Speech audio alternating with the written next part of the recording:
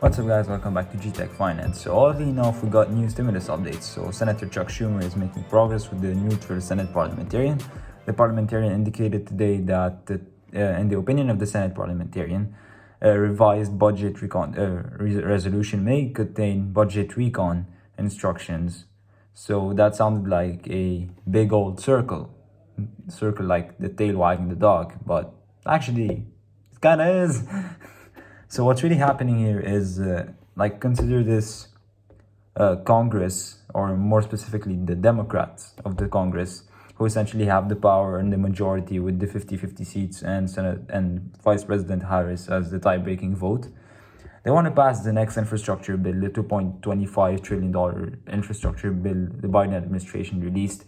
Got a video on that. Go ahead and watch it if you really want to know more about it. So they want to pass this next infrastructure bill. In order to do that, they either need 10 Republicans, which is in the filibuster case, or they need to be able to pass it through the budget reconciliation. And in this case, you got to be talking to the Senate parliamentarian. Now, it's okay with an infrastructure package getting done through budget reconciliation and having the parliamentarian on board. This is really, really important for the moderate Democrats to be okay with the big infrastructure bill coming. Part one of that fight was just one, because Chuck Schumer wants to use a revision of the budget resolution they just passed before, including the stimulus checks, to pass the infrastructure bill of the Biden administration.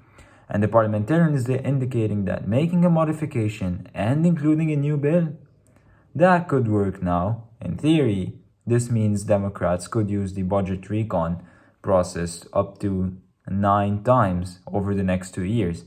They've already used it once, and this so far reiterates that potential to use budget recon for a second time, and this is up to 9 times over the next 2 years, congressional years. So you've got this 2021 to 2022 period, then you have the midterm elections of the new people potentially coming, and at the beginning of 23, but Congress could pass a 2021 budget, a 2022 budget, and a 2023 budget, and they could even break those into revisions or breaking them into parts.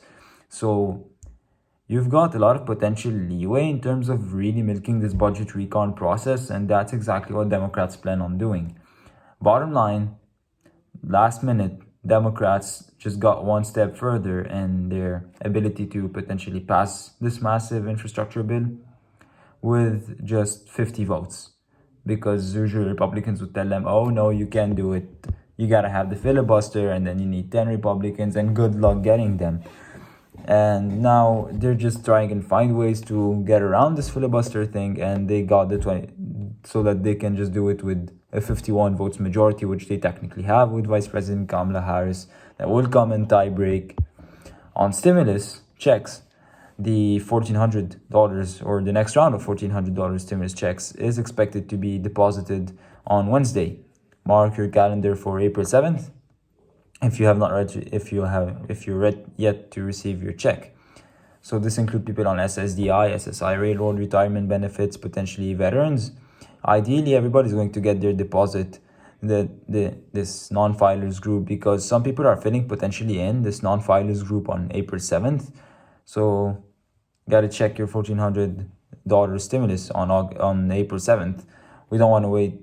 So other good news is Congress and the Treasury Department have started upping people's stimulus checks based on what they filed last year, which is really incredible. Because last year people filed their 2019 tax return, and the belief was, hey, let's file our 2020 tax return as soon as possible this year if our income went down. That way we could qualify for the stimulus check. But if you didn't do that on the time here, there was a fear you would miss the check, and you'd miss out on the $1,400, as they ended up using your 2019 tax returns, which were way too high to be eligible for one. Turns out the Treasury Department and the IRS are saying, you know what?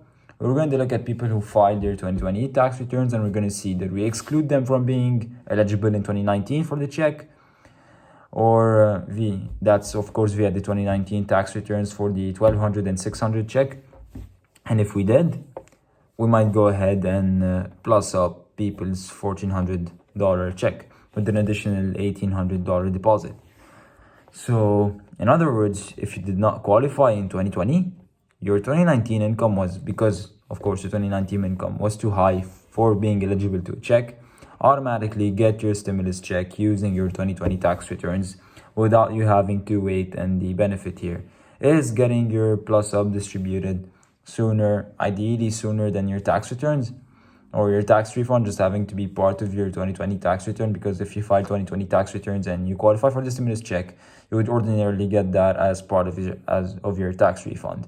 Anyway, they're sending these checks earlier for folks to get that money out of the door sooner, which is actually a pretty positive thing the government is doing, and I wasn't expecting them to do that. So some people have been reaching out, and I saw a lot of people, especially in Meet Kevin's channel, they just say, I didn't qualify, I was expecting maybe something to come through, and all of a sudden they get this 1800. Well, that's the plus up that won't be part of your tax refund. You're getting it essentially advanced up because of your income going down from 2019 to 2020. So if you want to claim the $10,200 of free unemployment pay or tax-free unemployment pay from 2020, remember that you do not have to amend your tax returns. If you've already filed, the IRS is going to provide you an automatic refund if you've already filed. And if you have not already filed, there's going to be a new sort of IRS from 1040 that will include info for you to properly claim that first 10,000. Of course, it's for free unemployment income or unemployment pay, which is taxable. Now, a lot of questions have also been coming up regarding the 250 to 300 child tax credit, that we're not expecting that portal to show up where we can opt in or opt out until summer, probably June to July, if I'm not mistaken. So if they actually bring it up in June, that is predicted on the government actually being able to get a functional portal. And if it's anything like Obamacare was, it's probably going to suck. So not a slam on Obamacare at all, but it's not taking sides. It's just, look, whether you like Obamacare or you don't, if you went through those portals the first few months, they were open and they really weren't that good. Like most of the states' portals sucked, and so we'll probably see if they can get it working. Speaking of portal and getting things working, so if you want to see anything with the IRS, you just go to Get My Payment on Google, IRS Get My Payment, and you'd see a lot of info. If you haven't already done that, go to irs.gov website. Always make sure that your security, your information doesn't get stolen or anything. It says .gov, irs.gov, not URL, because, and then you go down, you Get My Payment and provide your info and get the status of your payment. The software has been updated, so hopefully more people will now be able to actually get their update. Keep in mind, if you don't file tax returns and you believe you're eligible for a check, you've earned less, which means you've earned less than $75,000 per year, you remember you qualify for the 3 stimulus checks now. And if you have not filed yet, you might consider filing, because the IRS is giving this $1,800 up deposit, which I think should be really helpful. Lots of free money. And I think that's it for today. So if you enjoyed the video, hit the like button, subscribe to the channel if you haven't already, and folks, hope to see you guys next time.